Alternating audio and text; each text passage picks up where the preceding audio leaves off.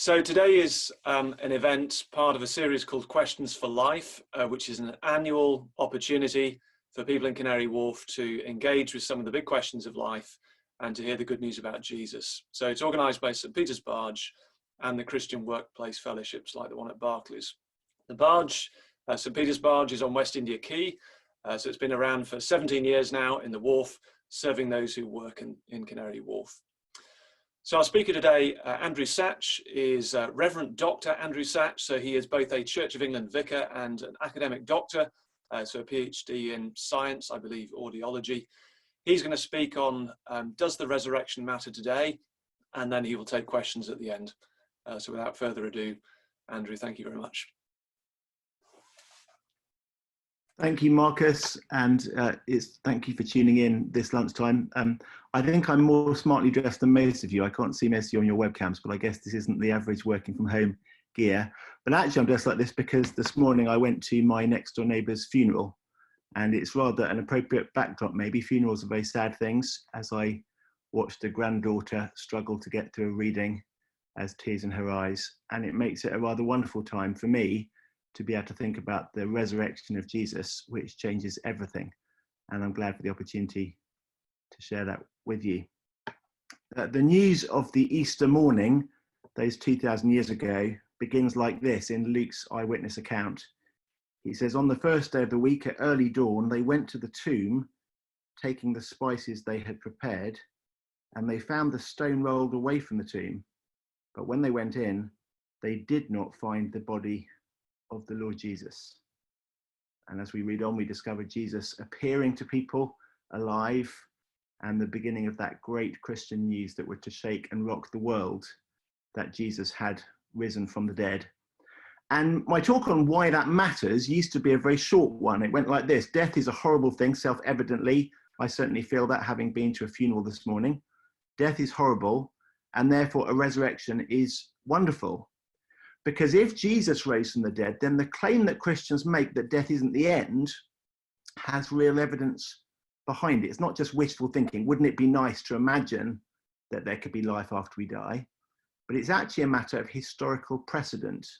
If Jesus died and came back, it stands to reason it's possible for other people to die and then come back from the dead.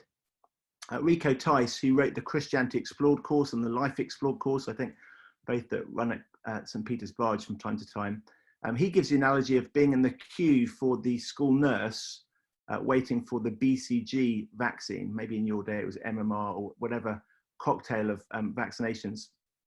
And even though he was quite a big rugby playing bloke, he was terrified of needles. And as he was waiting in the queue, shuffling forwards towards the nurse's door, he decided to try and let rationality trump his fears. And he decided to watch the person in front of him in the queue, a small weedy kid, let's call him Andrew. And as they shuffled forward, Andrew went into the nurse's office, the door closed, and Rico said, I watched very, very carefully. I listened carefully. I could hear no blood-curdling screams coming from the other side of the nurse's door. I thought, that's a good sign. I looked down at the gap between the door and the floor. I saw no pool of blood seeping under the door. I thought, that's a good sign. But then Rico said the clincher was when the door opened and this weedy kid, Andrew, comes out with a little plaster on his arm, smiling. And Rico says to himself, if he can get through, I can get through. You see, there was evidence that school vaccinations are survivable. And Jesus' resurrection is real evidence that death is survivable. You can come back. That used to be my talk, and that could be my talk today, and we're over and done with just in 5 minutes. But actually, that isn't quite the way that the story is presented in the New Testament. And that's because not everyone agrees, back in the secular first century Greek world, and not everyone agrees in our 21st century world, that death is a bad thing necessarily. People instead say, well, look, death is natural. Eventually you've had a good innings, and it would be boring, wouldn't it, if life went on too long. Even we've had people moving for legislation in Parliament to be able to choose to end your life. And if death isn't necessarily bad, then resurrections aren't necessarily welcome. That's the secularist view. Maybe we are just biological machines. Maybe after a certain number of years on this planet, it's just time for us to recycle our carbon and pass on our genetics to the next generation. Well, instead of then my original talk, death is bad, the resurrection is good news, I want to reverse the order and say the resurrection proves that life after death is a serious matter. The resurrection proves that life after death is a serious matter. And I want to take you to earlier in Luke's account of Jesus' life and a story that Jesus told. It's a made-up story, a parable, and it illustrates why a resurrection would make a big difference to how we think about life. And then in the last bit of the talk, I want to go back to Jesus' resurrection and see whether it really happened. So let me try and share with you on the screen. If you're watching, you might be able to see this. If you're just phoning in, I'm going to read it to you, this Bible passage. It's from Luke's Gospel, chapter 16. It goes like this.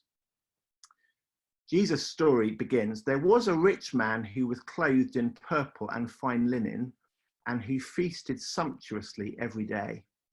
And at his gate was laid a poor man named Lazarus, covered with sores, who desired to be fed with what fell from the rich man's table. Moreover, even the dogs came and licked his sores. Okay, so here's a fairly extreme story about two men with very contrasting experiences of life. A rich one who lives in luxury, a poor one who is covered with disease and half starving. Two men. Jesus' story goes on, two men, two destinies. The poor man died and was carried by the angels to Abraham's side. The rich man also died and was buried, and in Hades, being in torment, he lifted up his eyes and saw Abraham far off and Lazarus at his side. He called out, Father Abraham, have mercy on me and send Lazarus to dip the end of his finger in water and cool my tongue, for I am in anguish in this flame. Abraham said, child, remember that you in your lifetime received your good things, and Lazarus in like manner received bad things, but now he is comforted here, and you are in anguish. So this is a heaven and hell story. Two men, two destinies, and the rich man ends up in hell, in Hades. The poor man ends up in paradise. Now, Jesus isn't saying in his story that automatically being rich sends you to hell, or being poor sends you to heaven. Jesus is just making up a story, but to cause us to think about what matters most, life in this world for a few short years, or life in the next world that stretches forward into eternity. And in Jesus' story, these two men have reversed fortunes. And the question is, which would you rather be?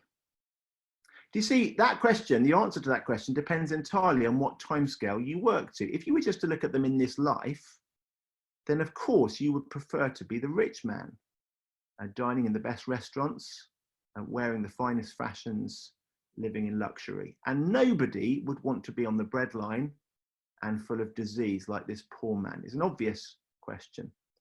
But then when you fast forward Jesus' story and you take into account the afterlife, you would give exactly the opposite answer. Which would you rather be? Well, of course, I would rather be in paradise than in hell. And in fact, on the timescale of eternity, the few years of luxury or poverty here and now matter so little. The only thing that matters in the end is where they end up spending the rest of eternity. There's a made-up story, but Jesus is just getting us to think about destiny. Two men, two destinies. Let me read on. Abraham says, beside all this, between us and you, a great chasm has been fixed, in order that those who would pass from here to you may not be able, and none may cross from there to us. Two men, two destinies, too late. Jesus says that there is a time when our eternal destiny, heaven or hell, is fixed, and you cannot cross from one to the other. And therefore, it really matters that you end up in the right one. It doesn't really matter very much whether you're rich or poor in this world. It doesn't matter if the economy tanks or not because of coronavirus. It doesn't matter whether you get ill or not in an eternal timescale. But it really, really matters where you end up forever, because it's too late to change destiny. Let me read on in the story. Then the rich man, who's ended up in hell, says, I beg you, Father, to send Lazarus, this poor man, to my father's house. I have 5 brothers, so that he may warn them, lest they also come to this place of torment. But Abraham said, they have Moses and the prophets, let them hear them.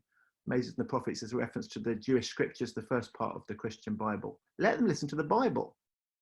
And he said, no, Father Abraham, but if someone goes to them from the dead, then they will repent. They'll change their mind.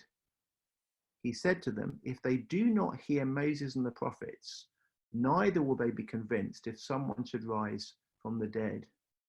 Now, it's a made-up story, but it's a very powerful story because Jesus is saying that lots of people haven't factored eternity into their plans.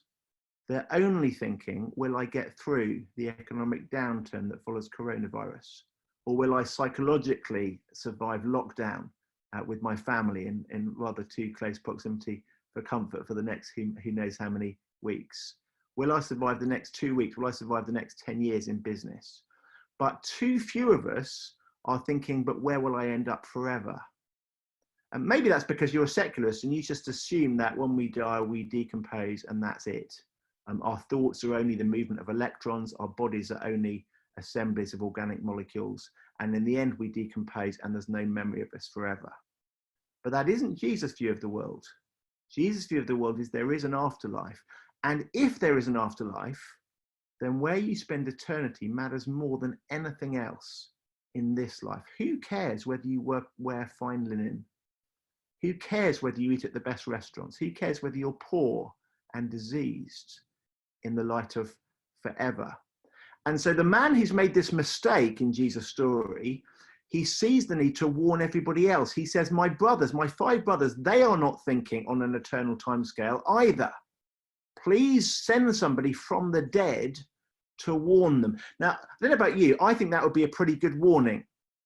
If somebody that you knew was dead, that you'd seen buried, suddenly visited you again, and I don't mean as a ghost, I mean actually flesh and blood visited you again, then they would have pretty good evidence about the afterlife. And imagine they came back and they said, look, we don't just decompose and rot.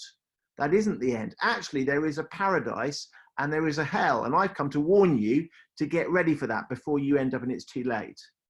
That would be good evidence, I would have thought. And Jesus, very perceptively, he disagrees with that. If people won't listen to Moses and the prophets, he says, if people have got their minds made up by their secularist ideology that they're not even open to the possibility of life beyond the grave, then even a resurrection will not convince them. Now that is challenging, isn't it? Because Jesus is saying that even if I could prove to you, and I'm going to try and do it in a minute actually, but even if I could prove to you that Jesus really did defeat death, come back from the grave, that would not be enough to convince many viewers of this Zoom call to take eternity seriously. Jesus knows there is a kind of closed-mindedness that is not even open to evidence. So kind of secular thinking, I think you find it in the works of Richard Dawkins. Richard Dawkins writes in The God Delusion that the resurrection cannot have happened, being in the very nature of the case a contradiction of the laws of science. It sounds quite persuasive, doesn't it? I can't believe in supernatural fantasies, he says. I'm a rational scientist. But when you think about it, it's not actually very rational at all. All it means is Richard Dawkins has an existing theory, namely there is no God. We are only collections of carbon atoms. We're here by accident. And that theory will not be budged irrespective of the evidence. Now, that actually isn't very scientific. All of the great scientific revolutions in the past have come because people are willing to let fresh evidence challenge their existing theory. It's not very scientific to pre-decide that there is no God and that there is no life after the grave, and then ignore evidence to the contrary. A true scientist needs to look with open mind at the evidence and then be prepared to revise the theory. Well, Jesus knows that if you're not open-minded in that way, if you've already decided that there is no God, then I'll be wasting my time for the last 7 minutes of this talk, and nothing will convince you. However, I wonder whether there's some viewers today who are at least open to the possibility that there could be a God of such power that he made this universe. He is the God who made the Big Bang go bang. He is the God who designed human beings. He is the God who is grieved at the way that the world has rebelled against him and all the devastation that that has brought, all the brokenness of the world, including this virus. But there is a powerful God, and a resurrection would not be in principle impossible for him. In fact, a resurrection is exactly the kind of thing you might expect him to do to validate his son, Jesus Christ, as the King of Kings. Before I was a Christian, Jesus' miracles and Jesus' resurrection used to be a real problem for me. But now I realize that I'd have more of a problem if Jesus didn't do any miracles. Imagine I were to say to you, well, I'm glad you tuned in today because you're very privileged. I'm actually God. I'm the creator of the universe. At which point the Christian Forum are a bit concerned about the speaker they've invited and thinking, who is this guy? And you would be thinking, you're God, prove it. And I said, oh no, I'm afraid I can't do anything that the rest of you can't do, but trust me, I'm God. At that point, you would not trust me. Actually, the kind of claim to be God expects some kind of extraordinary evidence. For example, a resurrection from the dead. A resurrection would be evidence that not only should we take Jesus seriously, but also that we should take life beyond the grave seriously. And if there is life beyond the grave, well, then let's take our lesson from Jesus' story. This question, not of where you'll spend the next 5 years, but where you will spend the next 50,000 years and beyond. It matters more than anything else in your life. If there is a resurrection, then you ought to not be planning just on until your 60, 70, 80, 90 year timescale, pensions, and that's it. You should be planning on an eternal timescale. So the question is, was there a resurrection? What is the actual evidence for Jesus' resurrection? And I'm going to cover this briefly because on Wednesday, even better, you have a High Court judge speaking on a call. You'll find the address for that on the Questions for Life website, and I think Marcus will tell you about it a little bit later. But just in anticipation of some of the evidence on Wednesday, in case you can't tune in, here's a little bit of the evidence of Jesus' resurrection being a real historical fact. And I'm reading from the final chapter of Luke's eyewitness biography. As they were talking about these things, actually they're talking about the claim some of the disciples have made to have seen Jesus alive. As they were talking about the reports of Jesus' resurrection, Jesus himself stood among them and said to them, "Peace to you." But they were startled and frightened, and they thought they saw a spirit or a ghost. Now, I want you to notice at this point that the disciples are not just these sort of credulous, primitive people who don't know the difference between death and life. They know as well as we do that when someone dies, you do not see them again. You don't need to know that much science to realize that. You just have to bury a few generations of people in your village. And they knew that when someone dies, you never meet them again. And then here is Jesus, who they watched executed and they saw being buried, and now he's in the room with them. And of course, they are frightened. It's not a sort of fairy story, is it? They were just rejoicing and happy and smiley. They were terrified. This is not supposed to happen. And then they rationalize it. Maybe we're hallucinating. Maybe this is just a spirit, a ghost. Jesus said to them, "Why are you troubled? Why do doubts arise in your hearts? See my hands and my feet, that it is I myself. Touch me and see. A spirit or ghost does not have flesh and bones as you see that I have." And when he said this, he showed them his hands and his feet.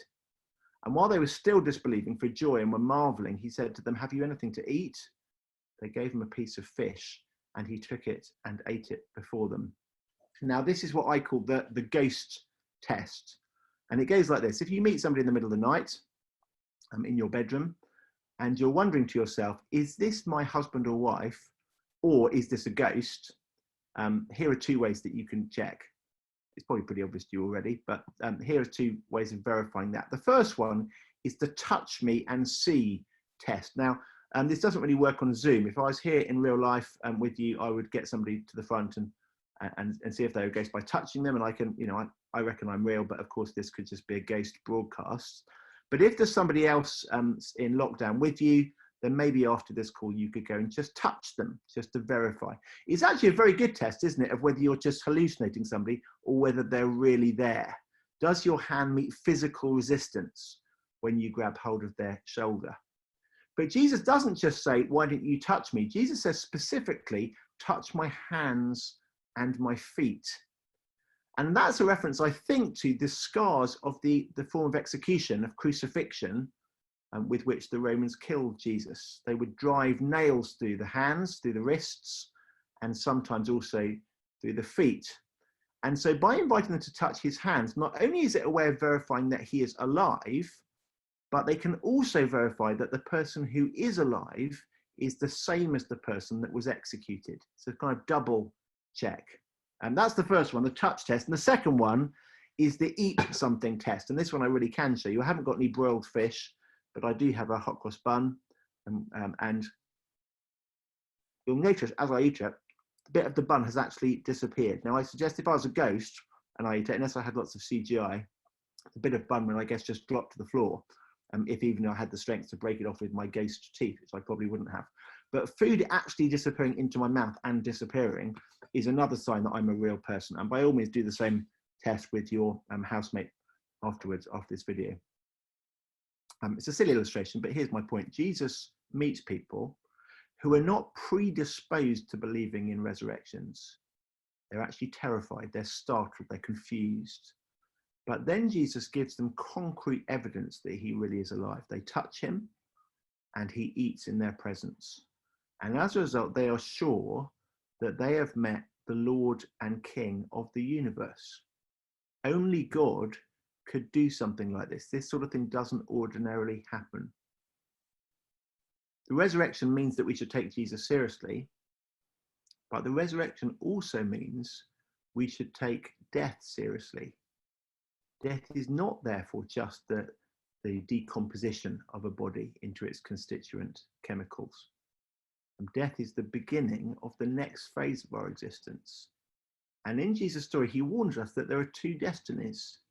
There is a heaven and there is a hell. He warns us that when you get there, it's too late to change places. And so Jesus urges us to pay attention to his resurrection as a sign that we ought to be thinking about our own destiny forever. Where are we going to end up? And then Luke's gospel ends wonderfully with these words. I'm afraid I don't have them for the slide, but I'm going to read them to you. But Jesus then said to them, "These are my words I spoke to you while I was still with you, that everything written about me in the law of Moses and the prophets in the Jewish Bible, all the prophecies about me must be fulfilled." Then he opened their minds to understand the scriptures and said to them, "This is what's written, that the Christ should suffer." It's a reference to Jesus' death on the cross on Good Friday. The Christ should suffer and on the third day rise from the dead. It's a reference to that glorious resurrection on the first Easter Sunday. And he says that repentance and forgiveness of sins should be proclaimed in his name to all nations, beginning with Jerusalem. You are witnesses of these things. Jesus' resurrection not only means that there are two destinies, but Jesus' resurrection means that for those who trust Jesus, there is a sure way to be forgiven, to change destiny from somebody headed to hell, like the rich man in Jesus' story, to somebody certainly headed for paradise. Repentance and forgiveness of sins should be proclaimed in his name to all nations, beginning from Jerusalem. And coronavirus matters, the economy matters, but your eternity matters even more than that. Jesus' resurrection means that if you trust him, you can side with him and be on the way to paradise, forgiven. Could you just tell us, as we wait for questions, just briefly how you came to faith in Christ yourself? I was a sort of religious, though skeptical. So I'd grown up going to church. I was in the church choir in my town. But by the time I was a teenager, 16, 17, I was pretty skeptical. And I was reading Richard Dawkins and so on. So I thought religion was just this kind of human construct that helped us in society, but I didn't think it was true.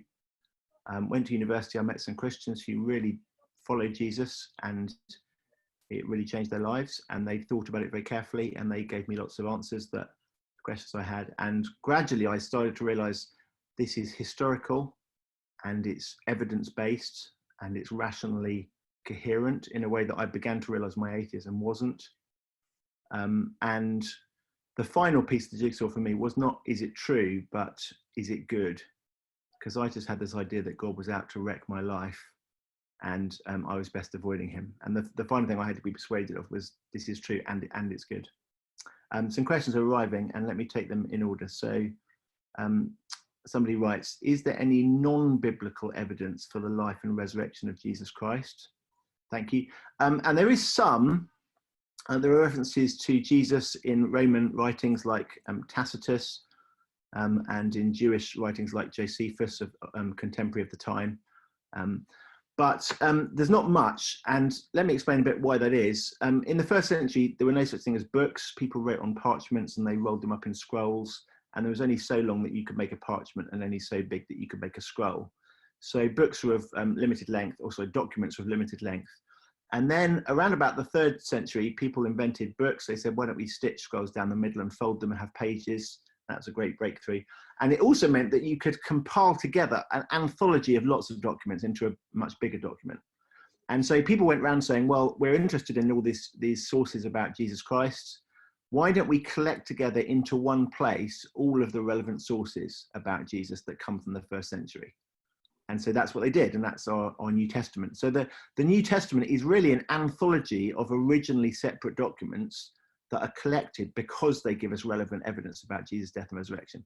So asking, is there any non-biblical evidence, is actually like saying, is there any evidence outside the anthology? And the answer is there's a little bit, but there's not much, because they did a really good job in making sure that everything relevant went into the anthology. Another question. Your talk assumes that the Bible's true, but how can we know that? Yeah, that's really helpful. Thank you. And that's a talk for another time, and I'd love to talk about that on Zoom, or somebody else can sometime soon. But you're right that that's really worth checking out, because the claims of the New Testament about Jesus' death and resurrection are life-changing claims, and you ought to look into it. So don't just say, oh, I don't know if it's true, and then shelve it. Take the next step logically and say, I need to find out if this is true. Very brief answer. It seems to me that the people who testified to it thought it was true. So the eyewitnesses, they were convinced. Otherwise, how do you explain their willingness to be martyred? Especially when, at the morning of the first Easter, they didn't even understand. They were dejected. They thought Jesus had failed. And something happened that galvanized them into a force that would change the world. And suddenly they were prepared to be persecuted for their testimony. It seems to me that they thought it was true, but also they were the ones who were in a position to know if it's true. Sometimes people die for a lie, don't they, for a cause that is a fake. I don't think it's true that if you fly an airplane into a skyscraper, you're going to go to paradise. But the people who did it, the terrorists at 9/11, they thought that was true. You definitely don't die for something that you know to be a lie. Well, Jesus' first followers, they thought that the resurrection was true. But the difference is that they were also in a position to know, because they were there. They were the witnesses. They were the ones who touched Jesus, who saw him eat in their presence. That's probably a little taster, but a topic for another talk. Let me read on another question. Can you expand on how Jesus' death and resurrection is a fulfillment of Scripture? Thank you. That's a really helpful question. So, do you remember this reference to Moses and the prophets, the Jewish scriptures? It comes twice in today's talk. We saw it in the story of the rich man and Lazarus, Jesus' made up story. He said, if people won't listen to Moses and the prophets, even a resurrection won't convince them. And then in Luke 24, the last chapter of Luke's biography, at the resurrection itself, Jesus says, the law of Moses and the prophets must be fulfilled. It's a weird thing, because actually, Jesus' disciples really should have expected a resurrection. There are various prophecies in the Old Testament, notably Psalm 16, in which the writer says that God will not abandon my body to the grave, and he looks forward to the hope of life, and various other ones. There are references to the resurrection, and so they ought to have been expecting it, not least because not only was it there in the Jewish scriptures, but Jesus in his own teaching kept predicting it. He says, I'm going to be killed, and 3 days later I'm going to be raised to life. But the point is, and I think it's probably to our advantage as skeptics, if you are a skeptic, they didn't expect it. Maybe they weren't listening, and maybe they didn't really believe Jesus. Maybe when he died, they thought, well, how can we be sure he was right? And that means that they had to be persuaded by what they saw as eyewitnesses. But then when they see it, then the predictions and the eyewitness testimony, they then dovetail, they come together. And I think that's quite a powerful combination.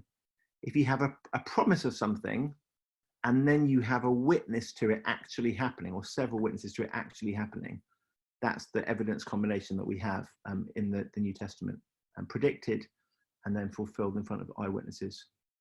I'm going to read some more questions. Let me look down. Samuel, when we're out of time, I look to you just to unmute yourself and say stop now, whenever you want to, but I'm going to keep going otherwise. Thanks so much for the talk, Andrew. You're welcome. My question is this: the Bible describes other cases of people being resurrected, Jairus' daughter and Lazarus, for example. Why is Jesus' resurrection extra special compared with these other cases? Thank you. That's obviously somebody who knows the New Testament quite well. And it is true that Jesus in his ministry raised people from the dead, including those two individuals you mentioned, the daughter of Jairus and a man called Lazarus, the brother of Mary and Martha. So all of those demonstrate Jesus' power over death. There's an interesting detail in John's account that illustrates a difference between the resurrection of Lazarus and the resurrection of Jesus. And it's all about the grave clothes. And I've actually, I wonder if I can even show you, I've actually tried to illustrate this in a post that I've made for Easter that, yeah, okay, I don't know if you can see this on my iPad, but corpse, teenager, grave robbers, and then Easter. What happens when they go into the tomb to see Jesus' body's disappeared is they don't find a corpse. That would mean he hasn't been resurrected. They don't find a heap of clothes in a pile, which would mean, you know, he was a teenager and he got dressed in a hurry. They don't find nothing at all, which could be grave robbers. They find Jesus' clothes, if you can see that. It's had fun taking this photograph. They see Jesus' clothes just lying there with the head clothes, the hat and the body clothes sort of separated as if he'd been wearing them and his body had passed right through. That's just a little hint that Jesus' resurrection is something altogether more special than the resurrection, the raising from the dead of others. Lazarus comes back from the dead to live another human life. Jesus passes through the grave and comes out the other side with a body that is altogether different. It's still physical, they can still touch it, he can still eat things, but this is now a glorified body, and he can walk through walls, he can appear in closed rooms, and Jesus' resurrection body is not of this world, it's part of the world to come. Some clues there. Maybe I'll make this the last question. Somebody says, the idea of turning to God during this coronavirus situation does feel encouraging, but will it actually make a change to our lives once things settle down? Are you saying in this talk this is life-changing and worth it long term? I am saying that, yeah. Let's supposing that coronavirus goes away, we get a vaccine, everyone is okay. I think the problem with that is the world will think we're fine. We're okay. That we had a scrape, we had a really terrifying health situation, but we've solved it. Let's imagine it bounces back economically, everything's okay. But actually things wouldn't be okay. We'd still be a society of people like the rich man in Jesus' story, living in luxury, clothed in the finest linen, dining well. And then one day we would die and we would discover there's an eternity ahead of us, a heaven and a hell, and none of us would be prepared for it at all. Now, if this coronavirus thing causes us to reflect on our mortality in advance of the hour, in that way, it will be a good thing for us. Now, of course, there's lots of terrible things. I'm not saying coronavirus is good, it's a tragic thing. But that outcome of it might be a mercy from God for us. Because actually, beyond coronavirus, we will still be mortal. And beyond coronavirus, we'll still be facing eternity in a heaven or a hell. And just perhaps these terrible circumstances of here and now might be the prompt to think very seriously about that before the end. I really hope it is. I hope that you will take the time to look out for yourself at some of the eyewitness evidence for Jesus and ask those questions. Is this true? Is this reliable? Did this happen? Because if it did happen, then every one of us needs to think about our own eternity and that offer that Jesus makes, that if we trust in him, then we can be forgiven, we can change sides, we can be on the side of life. Thank you so much for listening. I think, Ed, it's going to be over to you. Let me just find Ed so that I can unmute him, because I have the powers to do that as host. There we are, Ed. Thank you. Thank you very much, Andrew. I guess an encouragement to us to expand our time horizon and start thinking about time in an eternal aspect rather than just today. Thank you very much all for joining. It was good of you to give us your lunchtime. I hope you enjoyed what we said today. A few notes, and Andrew's mentioned some of this already. This is a talk as part of the Questions for Life series. This series is continuing next on Wednesday. And on Wednesday, Sir Jeremy Cook, who's an ex-High Court judge, is going to look at the evidence for the resurrection. The details of that can be found at the questionsforlife.org.uk website.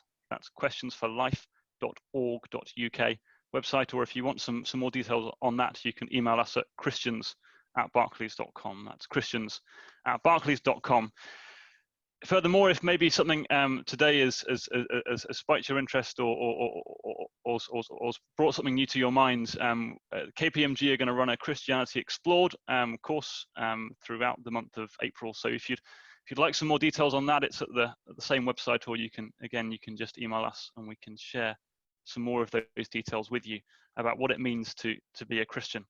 But no, I think that's all from us today. Thank you for joining, and I think as a lot of us on this call can perhaps attest, it is really, really good to find Jesus and to find a personal relationship with our God.